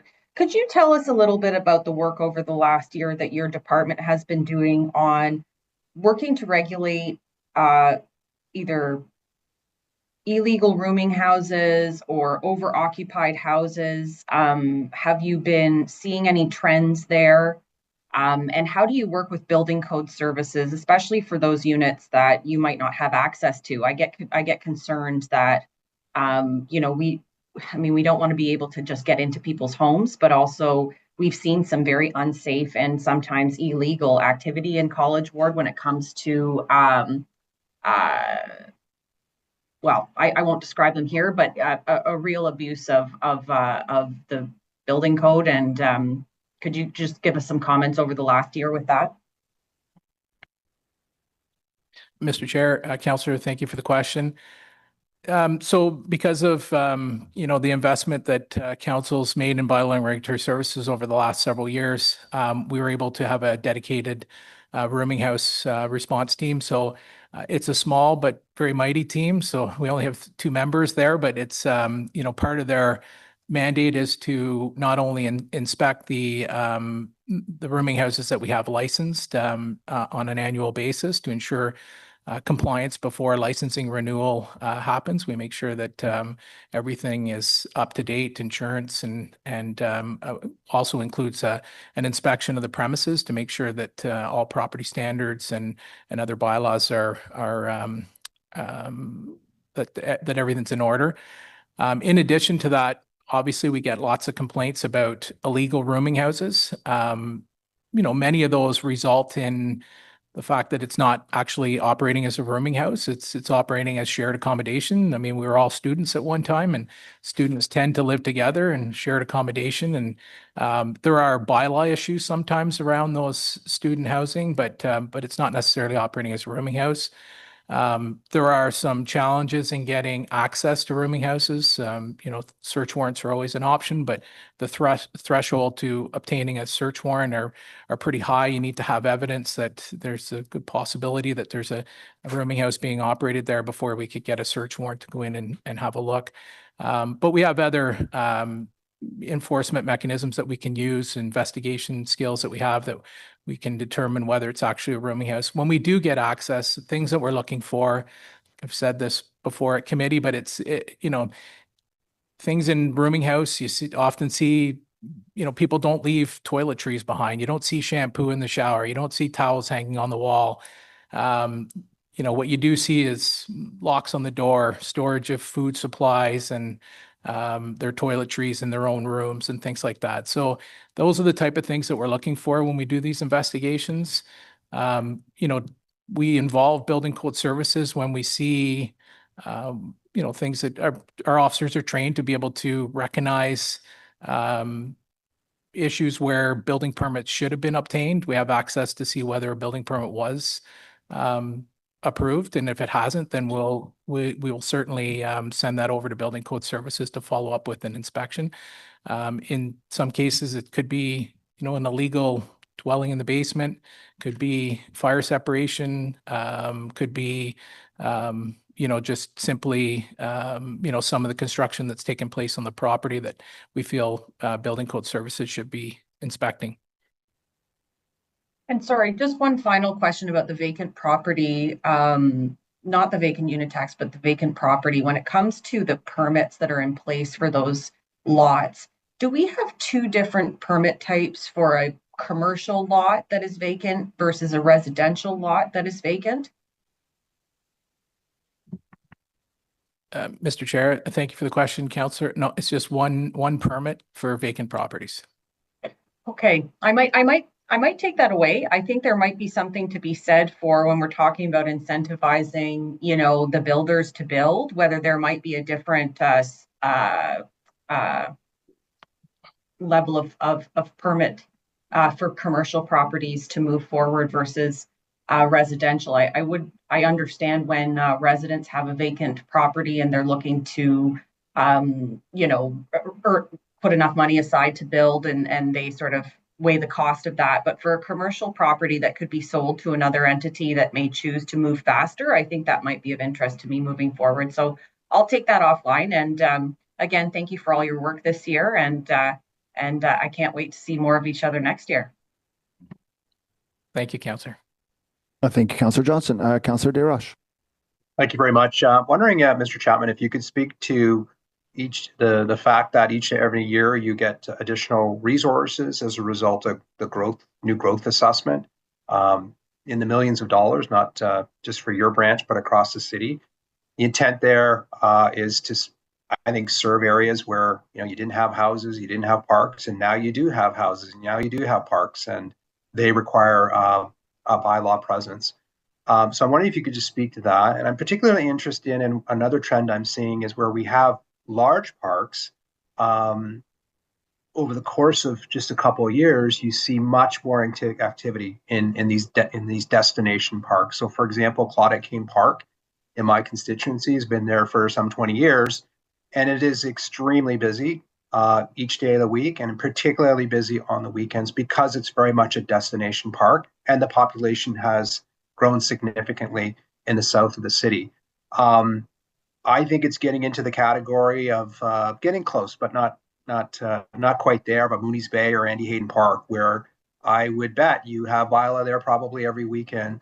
So could you comment on how you are deploying growth resources to growth areas and how parks like Claudette Kane Park, if you are seeing that there's much more activity, which there is, that you're perhaps being more proactive in having bylaws there on the weekends on a regular basis to deal with the issues that we have.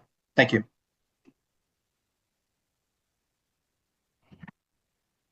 Mr. Chair, thank you, Councillor, for the question. So I'll start with question one. So funding for increase or growth positions is through a budget ask. So again, we've been very lucky to have been, have received some rather large investments from council over the last several years, and it's positioned us, the opportunity to realign some of our enforcement services, and I think, which is reflected in our 2024 annual report, and I think you'll see the trend so far in 2025 is that we've substantially improved our response times and our ability to provide the service that we endeavor to serve every day to the residents of Ottawa. So so thank you for that. Specifically about parks, I will say that, without our summer student program, our ability to respond to complaints and provide the type of service that the residents of Ottawa expect every day would be near impossible. So our summer student program, is a huge part of our ability to respond to those type of calls. And a lot of it is proactive enforcement, but it's proactive enforcement that's driven by data. So, I mean, we do data analytics on a regular basis. So we have our dashboards, we monitor those dashboards, and we deploy our resources in those areas where we're getting complaints. So if we're not getting any complaints in parks, you're likely not going to see us driving through there very often. Not to say that we won't as we're making our way through a neighborhood to another park, but certainly we focus our enforcement efforts in parks where we're getting the most complaints. So again, about 60% of bylaws overall calls come within those 8 warm months of the summer. Without the summer students, we wouldn't be able to do it. Okay, no, I appreciate the answer, and no, there's logic in that, of course, that you follow the complaints. But I think, again, for the newer parks, they may not have a lot of complaints, but I think it's worth getting in there early to set some of the good habits before the population goes in there. So I'll just keep that on your radar, and keep Claudette Kane Park on your radar as well, given that it's reaching, I think, different levels of park participation. Keeping with the winter theme today. And dogs, which we started off with. I'm pleased to hear that you're increasing the signage and being more proactive, and that you are following up with enforcement. I always have a major concern when there's a dog rescue on ice, either on a stormwater pond or on a river system, and the focus is on the great job of the fire department to rescue the dog, and people are happy, and that's great. But at the end of the day, that dog should have been on a leash, right? And I think that's part of the messaging, saying great job by the fire department to rescue the dog, the animal, but you need to be on the leash. So I'm wondering what you do to kind of drive home that message, especially around the stormwater ponds and rivers in the wintertime. And maybe you can't answer this, but the NCC pass, what have you, what are they doing if you're aware of any enforcement of on leash? Because it's very costly, obviously, to send the fire department out there. And I think puts the fire department at risk sometimes, right? We don't want to see an accident. You want to see the animal rescued, but that's a lot of effort and a lot of risk that could have been avoided if the dog was on a leash. So a couple questions there, just in terms of like being a bit of a downer when there is a good news rescues saying this should have been on leash, and what are you doing to focus on those areas so that we don't have to send the fire department out for those risky situations?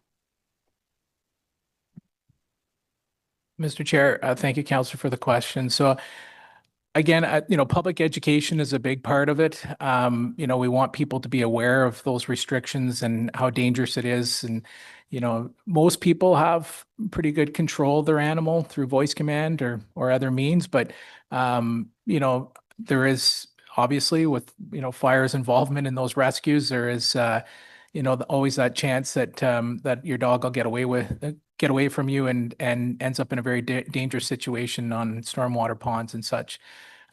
So again, the work that we're doing this summer to improve the signage in very specific parks, but we are taking on that initiative, and we can expand that into 2026 as well. But the restructuring of the bylaw enforcement branch has now increased some capacity for our bylaw officers to do more proactive patrols in the parks, and that has been in our focus, not just with summer students, but with the bylaw enforcement officers. There is additional capacity there to do that, and we'll continue that through the winter.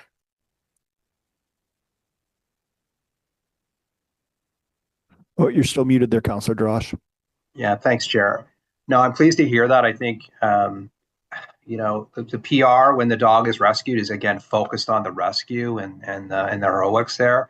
That's okay, but there needs to be a message pinned to that saying this could have been avoided with your dog on leash. So I think it does take some communications in that to remind people through those incidents.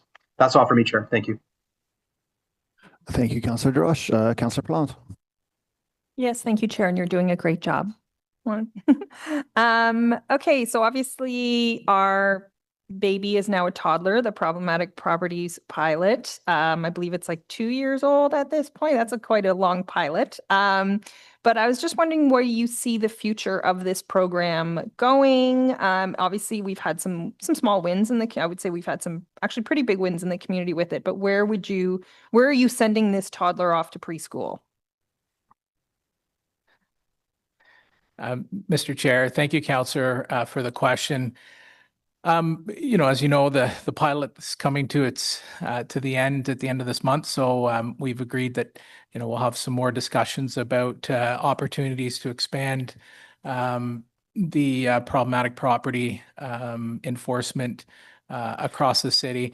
There are some challenges in that. I mean, I want to focus and make sure that, people understand that this pilot was about 11 properties. There was a lot of success in dealing with those 11 properties, but it is very resource intensive. There's a lot of time that's spent with the, communicating with the property owner and ensuring compliance and working towards, demolition permits in some cases. So, at the same time, it does take some work away from our property standards officers, because now we've got a team that's focused on these problematic properties. But I also think that what's important here is that the engagement of other services, right? So having police and fire and paramedics and Ottawa Public Health and others at the table, with social services and such. So that certainly helped pushing some of these files forward and helping the property owners to lead them to water to be able to get, be successful in getting, demolition permits and redevelopment and such. So, although Bylaw and Regulatory Services has led this initiative, it's only successful because of our partners that were at the table with us.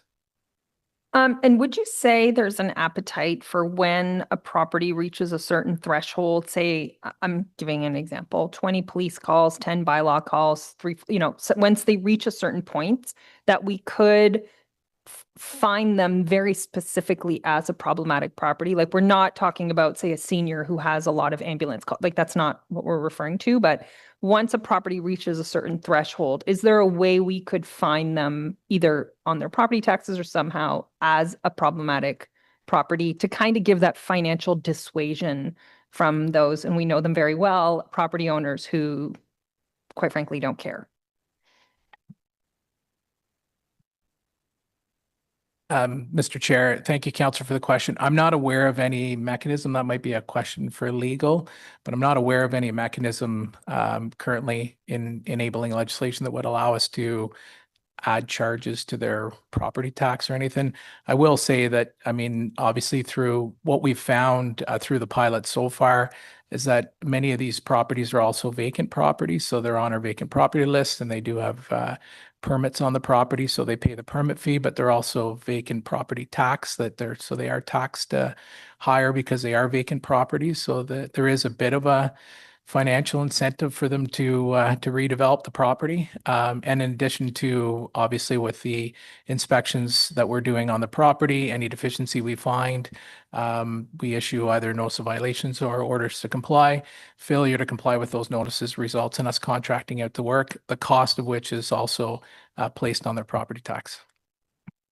And just a final clarification for me. I know a lot of them we're talking about, they're just private properties, but are we allowed to do this for businesses as well? Mr. Chair, Councillor, thank you for the question. If I understand your question correctly, could we add commercial businesses to the problematic property? Yeah, I'm specifically referring to, I'm just giving you an example. We have some properties on Montreal Road, for example, that are abandoned and people are squatting in them. And I've just had questions from residents if we can also use like these kind of commercial properties, if we can put them on the list as well. Yes, absolutely. There would be no barrier to applying those to the list as well. Thank you very much, Councillor Plante. I believe Councillor Brockington's looking to wrap up, so I will pass the floor now to Councillor Kavanagh.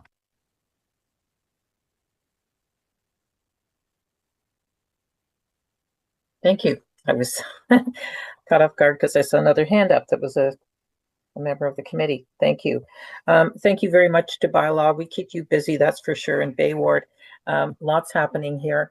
And this time of year, particularly with the parks, etc.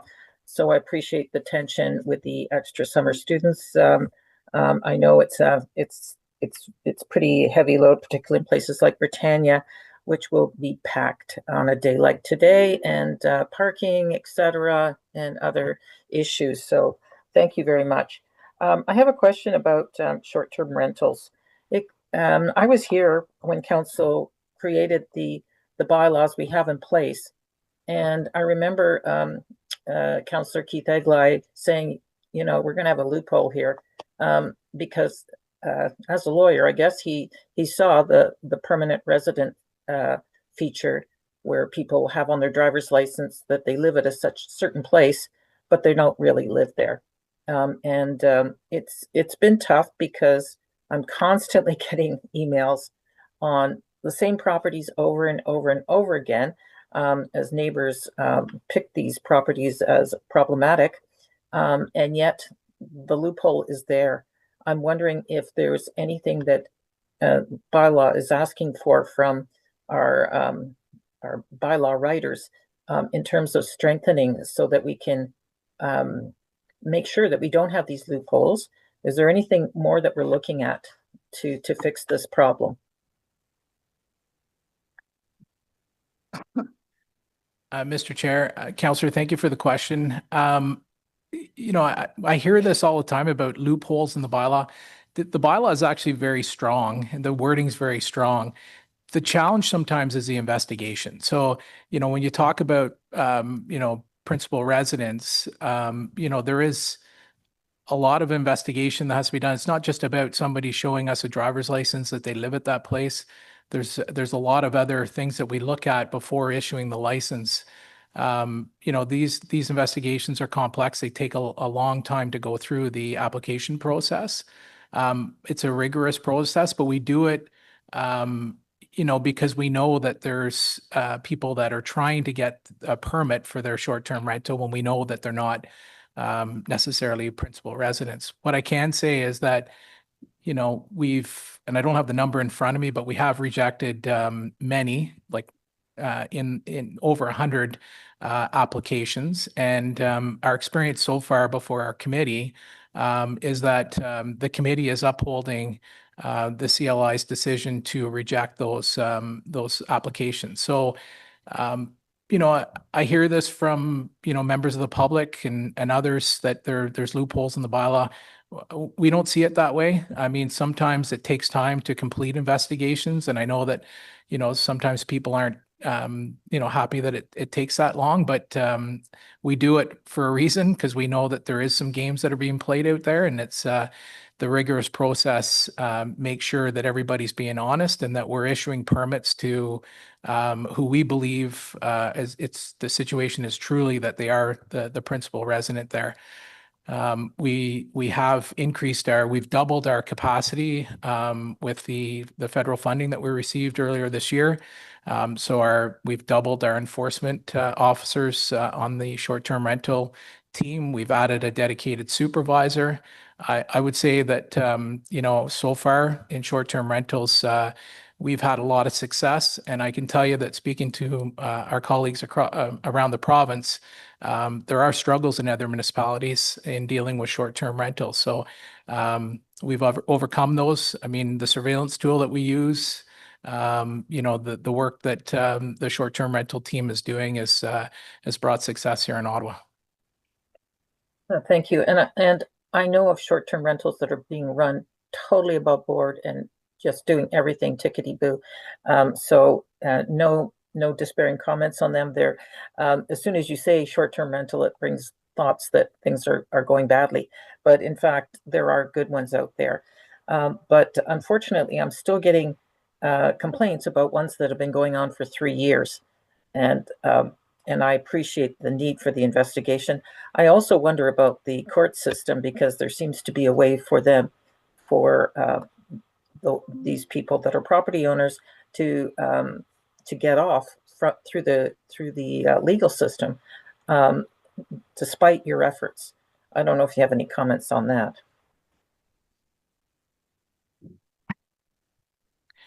Mr. Chair, thank you, Councillor, for the question. I mean, that's a fair observation. I mean, we have, you know, from time to time we lose charges before the courts that, you know, we thought should have been, you know, as they say, a slam dunk, but that's not always the case. I mean, it's, you know, we present the evidence the best that we can, and you know, JPs and they review the information and they make decisions to the best of their ability as well. when you get lawyers involved, I mean, there's, they can question officers in certain ways that, they may raise a doubt of whether it is a principal residence or not. They may provide some information that does show that they are living at that residence. So it's, I mean, we've lost a few charges before the courts, but we do our best to ensure that the evidence that we're providing is the best that we can. Thank you. If there's anything we can do as a council on our end to make a case stronger for those situations, please let us know, because I'm certainly hearing about the same cases over and over and over again. Thank you. Parking. This is becoming a very sensitive issue as we continue as a city to allow developments without parking. So the pressure is on that bylaw is going to be asked more and more about parking because, let's face it, residents who are in a neighborhood that have their own parking and a development comes in with, with little or almost no parking, they're immediately on the case to call bylaw if they see a car out there that doesn't belong to the residents of that community. I don't know if you're accounting for this growth, because with infill, that looks like the pattern. Do you have any comments on growth to deal with this issue? Mr. Chair, Councillor, thank you for the question. I mean, I think we've all seen in the media recently about increase in parking tickets and service requests and parking control specifically. But, I think Barhaven was the neighborhood that was mentioned. We've seen a significant increase in those SRs, which results in parking tickets being issued. So yes, we have seen an increase in overtime parking. But again, we're doing this on a complaint basis. We're trying to focus our enforcement in areas where we're getting those complaints, and it's the new subdivisions. There's limited parking in the driveways, and you've got multi-generational homes that are sometimes there's 4 and 5 cars per family, and so the street becomes a parking lot for them, and it's it's difficult for them to find other parking solutions. So it results in neighbors calling in complaints that the vehicle's either parked in front of their place or blocking a driveway or in front of a fire hydrant, or just being there for days on end and not moving. So yes, we're trying to respond to those. We have done a bit of a restructuring in parking as well with the 5 temporary resources that we have for this year. And that's allowed us the ability to respond to those calls in the suburbs more efficiently, and being able to, which often results in more parking tickets being issued. Thank you. Well, I don't think we're the suburbs, but it's to do with infill, and it's to do with new housing coming in. A house gets knocked down and 6 units go in. That's going to happen a lot, and we have to be ready for it, because that's a big change for neighbors. And it means that they're calling bylaw a lot. So I just saying, it's a warning that you're going to see an increase and in the urban areas that are currently have parking for their vehicles, but the new units coming in do not. But thank you to you and your team. We work with you very closely, and it's a lot of work, and you've got great members of your team. Thank you. Thank you, Councillor Kavanaugh. And Councillor Brockington, on wrap up of your motion.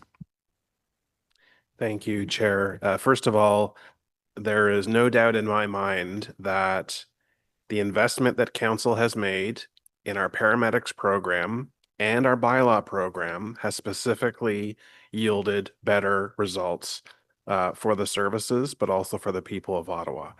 And I've been around here enough to know that there's been some reluctance in the past to invest in bylaw, not just growth that Councillor DeRoche had indicated, but in areas where greater attention needed to be made. Resources within bylaw in particular were stretched, and we appreciate the recommendation in the draft budget and council support to put additional resources, FTE, into bylaw. We're seeing the results here. We're seeing the workloads come down, and we're seeing issues addressed, and wait times to address calls go down. So this is good news. for the people of Ottawa. So thank you again to bylaw. I have two questions and then I'll wrap up on my motion. One is regarding the parking control service request volume. This is the number one bylaw matter that gets responded to. And since 2020, request volume has gone up 44%. It's a huge spike. Is the data in like 23, 24 more reflective of what the volume was before COVID? Because the data you provide in the report starts in 2020 when COVID hit and, you know, patterns changed to basically every data point. Or is this truly a spike in just there's so many more calls from the public for parking control enforcement?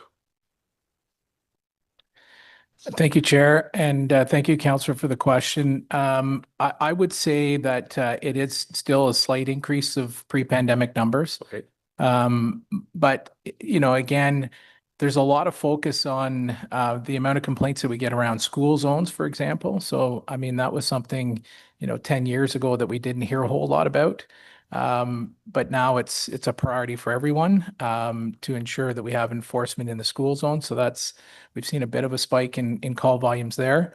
But as I, you know, responded to Councillor Kavanaugh's question was, you know, in the suburbs, we're seeing increasing call volumes out there as well because of, you know, residents that are parking on the street overtime for 3 hours or 6 hours, whatever the case may be. Thank you. My other question, Chair, is regarding the service requests per bylaw FT table on page, well, page numbers have disappeared, but it's in the report. We clearly see that, you know, the investment in bylaw last year has yielded, and I'm sure will yield a lower request per FTE, better workload per officer. It's somewhat of a wild statistic when you look at the other cities. There's no stability. It's like a heartbeat monitor goes up and down. What's an ideal workload per FTE? What's a number that, you know, I wouldn't use the word target, but what's a number that you think is reasonable for us to consider? Mr. Chair, Councillor, very good question, and thank you for that. You know, I think you'll see a substantial decrease in the calls per officer for 2024, and that was as a result of the increase in FTEs that we got in 2024. And I think you'll see when we do our 2025 annual report, at least so far, we're trending in the right direction again. So we've seen another decrease. So, you know, I had stated, I think about 5 years ago that my what I wanted to get our officers to, and again, depending on the enforcement activity, calls per officer could change. You know, when you're dealing with property related SRs, so our property standards team, somewhere around 550 calls per officer per year is where we want to get our officers to. And you can see that last year we were at 568. So we're almost there with the additional resources that we got in the 2025 budget. I'm anticipating that we're going to achieve that and maybe even exceed it. We may be around the 500 service requests per officer. Okay, I appreciate that metric as well. So finally, just a few comments and wrap up, Chair, on my motion. I and my office deal with bylaw every single day. Every single day we deal with bylaw. We don't deal with fire every day. We don't deal with paramedics every day. We don't deal with emergency preparedness or even the police every day. But we deal with bylaw every day on an assortment of issues. River Ward is an urban ward, 50,000, and it's nonstop issues that come up, and the professionalism, the promptness in response, the odd time we ask for data or stats, we get them. It's never a fight. Bylaw consistently performs and meets, if not exceeds, my expectations. And the reason this motion is before us is because I want bylaw and regulatory services to have their day. We recognize every other branch within the service, this department, and bylaw is a lot more than enforcement. I think the public think enforcement. That's why they sort of dread, as Councillor Johnson said, no one wants to ticket. But it's about education, it's about outreach, it's about policy creation, it's about keeping up with industry standards and practices and what other jurisdictions doing. There's so much work behind the scenes to make sure our existing 50 bylaws are modern and address what needs to be addressed in the city. And as things change, that we make sure our bylaws overall address what the people of Ottawa need to live in a safe, functioning, orderly society. So my heartfelt thanks to bylaw and regulatory services and all personnel, and I hope the committee will support the motion before us today. Thank you very much. Thank you very much for that, Councillor Brockington, and thank you to bylaw staff both for the report and for the awesome work that you guys do. I just want to reiterate Councillor Brockington's sentiment. So on the Brockington motion then, is that carried? Carried. Carried. Thank you very much. And the recommendation, which reads that Emergency Preparedness and Protective Services Committee recommend that Council receive this report for information as amended. Is this carried as well? Carried. Carried. Thank you. And just to clarify, the previous report on the paramedics annual report was carried as amended, just to get the right technical terms in there. On to item 6.1, status update, the Emergency Preparedness and Protective Services Committee inquiries and motions for the period ending 12 June 2025. We have no speakers and we have received no written submissions for this item. The recommendation reads that Emergency Preparedness and Protective Services Committee receive this report for information. Is this item received? Received. Received. Received. Thank you. We have no in-camera items. Notices of motions. Are there any notices of motions? Seeing none. Inquiries. I believe that we have an inquiry from Councillor Plante.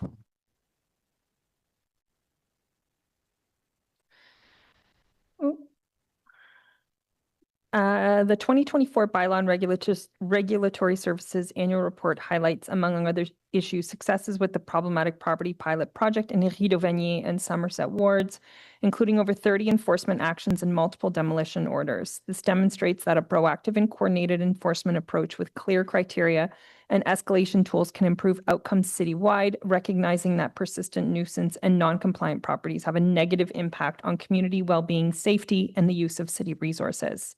With that in mind, can staff review the feasibility and budget impacts of potential expanding the problematic properties pilot to additional wards, including considerations of 1, a proposed threshold for identifying properties as problematic based on repeated offenses and enforcement actions, and 2, options for escalating enforcement once a property is designated as problematic, including the use of administrative, monetary penalties, and cost recovery tools.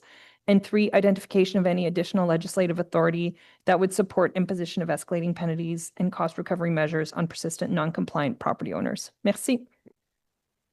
Thank you very much for that, Councillor Plante. Other business, is there any other business? Seeing none, our adjournment, the next meeting will be held on Thursday, October 16th, 2025. Thank you for your time, and we are adjourned. Thank you, Chair.